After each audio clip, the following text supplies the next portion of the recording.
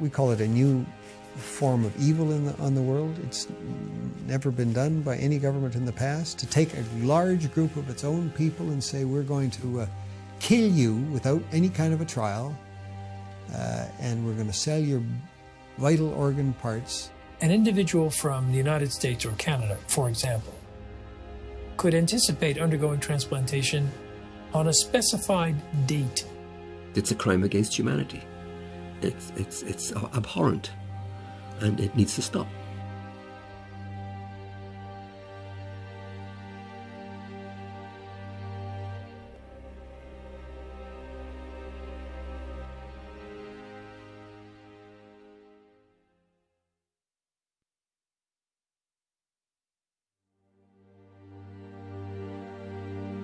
If you're going to go to China and you're going to get a liver transplant during the 3 weeks you are there, then that means someone is going to go schedule an execution, blood type and tissue type the potential executee, and have them ready to go before you need to leave.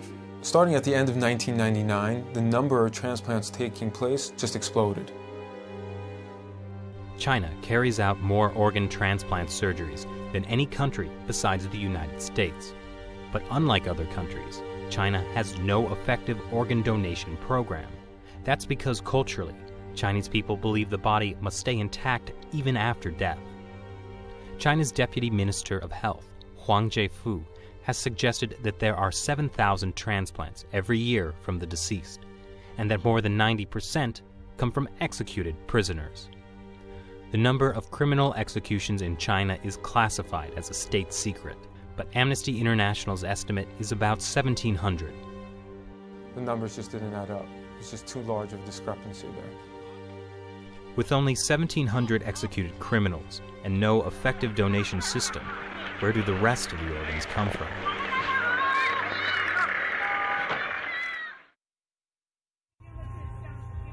Zhao Shuhuan was put in a Chinese labor camp because she practices Falun Gong. 我每到一个劳教所，他都会让我们检查身体，给我们抽血验血。每个劳教所都是。 We estimate that in the period between 2000 and 2005, there are 41,500 transplants which have no other explained source. I'm absolutely convinced that over a long period from 1999 onwards, organ harvesting from prisoners has been taking place, especially with Falun Gong. 他领了到他那个马三家教养院有医院呢。 那个医院就是做，我真理解好像就是验尿啊，抽干戈。 Doctors would come into the camps, they would look in their eyes, they would examine their organs with ultrasound and the like, and they were the only people in these camps who were medically examined thoroughly. In 2006, two Canadians, international human rights lawyer David Matus and former Secretary of State for Asia-Pacific David Kilgore, started to investigate allegations of forced organ harvesting in China. They found at least 52 points of circumstantial evidence, including websites of Chinese hospitals offering matching organs in less than a week.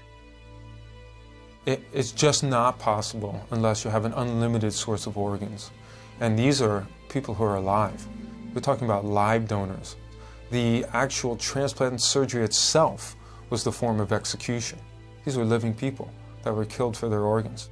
Makes you think of some grotesque restaurant where you go in and you pick your lobster in a tank. But these are human beings we're talking about. The military's making money off of it. The hospitals are making money off of it. The middlemen are making money off of it. And we talk about money. We're talking about a multi-million-dollar operation.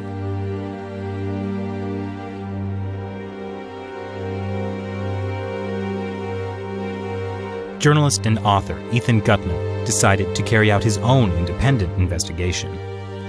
We had witnesses of disappearances, people who'd been examined and then had disappeared, busloads, entire prison wards which had been emptied out. The signs began to look like something much, much bigger. Like Tibetans and house Christians, Millions of Falun Gong practitioners are being persecuted in China for their beliefs. In 1999, Communist Party leader Jiang Zemin issued orders to break them financially, ruin their reputations, and destroy them physically. Since then, thousands of Falun Gong practitioners have disappeared without a trace. What happened to the disappeared? They, as far as we know, they're still there in these camps. Many of them been killed through organ harvesting, but the rest are still there, and they're the organ data bank for China. Around 1999, there were around 150 transplant centers. 6-7 years later, they had 600 transplantation centers. This is an increase by 300% within such a short period of time without an organ donation program. Military hospitals get watched in China, okay? There is nothing they can do without the party central taking note of what they're doing. Was this run by triads? No. This is run by the state. This was murder, and it came from the state. This is a crime against humanity.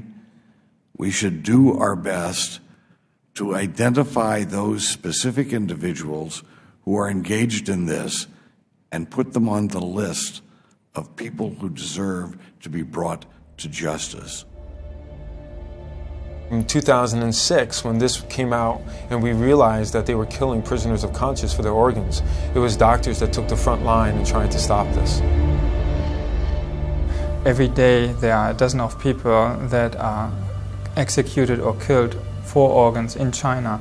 So we have to bring out the message. We have to inform medical doctors to stop this practice. But it's not only the medical community that's getting informed.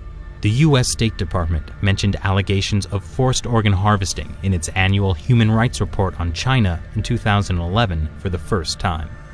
On October 3rd, 106 U.S. congressional representatives signed this bipartisan Dear Colleague letter to the State Department, demanding they reveal information on organ harvesting that they may have obtained from their sources in China. This barbaric human rights abuse must be stopped, but to stop it, we first have to further expose it. And with even more petitions circulating online, the issue is starting to get worldwide attention. But more needs to be done.